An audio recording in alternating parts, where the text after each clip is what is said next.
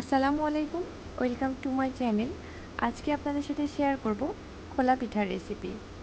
গ্রামে গেছিলাম, খোলা পিঠা বানানো হচ্ছিল, তাই ভিডিও করে আপনাদের সাথে শেয়ার করা। অনেকে এই পিঠার ছাঁচ পিঠা বলে বা খোলা পিঠা বলে।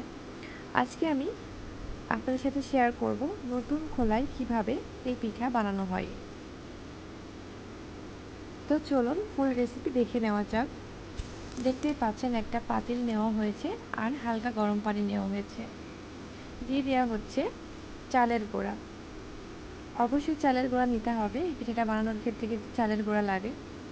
আর পানিটা হালকা গরম দিতে হবে। এদিকে কিন্তু ছাঁচটা চুলার উপর বসিয়ে দেওয়া হয়েছে গরম করে নেওয়ার জন্য। 5 থেকে 10 মিনিটের মতো এই ছাঁচটা চুলার উপর রেখে গরম করে নিতে হবে, না হলে কিন্তু ছাঁচটা ফেটে যাবে। এটাই হচ্ছে নতুন ছাঁচে পিঠা বানানোর সিক্রেট। এদিকে কিন্তু পিঠার মিশ্রণটি ভালোভাবে বানানো হচ্ছে। পরিমাণ মতো লবণ দিয়ে নিতে হবে। এখন চুলাটা জ্বালিয়ে দেওয়া হয়েছে আর এই খোলার মধ্যে সামান্য পরিমাণ তেল দিতে হবে।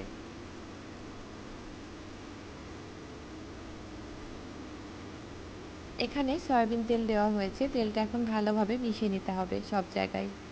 আর অবশ্যই তেলটা দিতে হবে, না হলে কিন্তু পিঠা ওঠানোর সময় লেগে যাবে। যখন ছাঁচটা গরম করা হবে তখনই কিন্তু তেলটা দিতে হবে, তার আগে কিন্তু দেওয়া যাবে না। দেখতেই পাচ্ছেন ভালোভাবে তেল লাগিয়ে নিয়েছি। এখন চুলার আঁচটা বাড়িয়ে দিতে হবে, মানে চুলার জালটা বাড়িয়ে নিতে হবে। তারপরে কিন্তু পিঠার মিশ্রণ দিয়ে দেওয়া হচ্ছে। আর এই খোলা পিঠা বানানোর ক্ষেত্রে যদি নারকেল দেওয়া হয় সেই ক্ষেত্রে কিন্তু পিঠাটা বেশি ভালোভাবে ফোলে। এই জন্য চেষ্টা করবেন খোলা পিঠা বানানোর সময় নারকেল দেওয়ার জন্য। সবগুলো দেওয়া হয়ে গেছে। দেওয়ার পরে কিন্তু চুলার আঁচটা একটু কমিয়ে রাখতে হবে।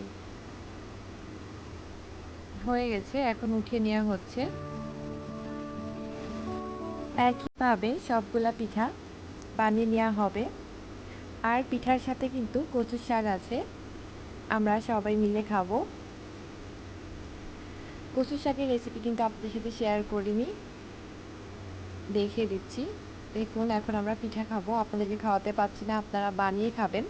আর সবাই ভালো থাকবেন, সুস্থ থাকবেন। নতুন রেসিপি নিয়ে দেখা হবে। আল্লাহ হাফেজ।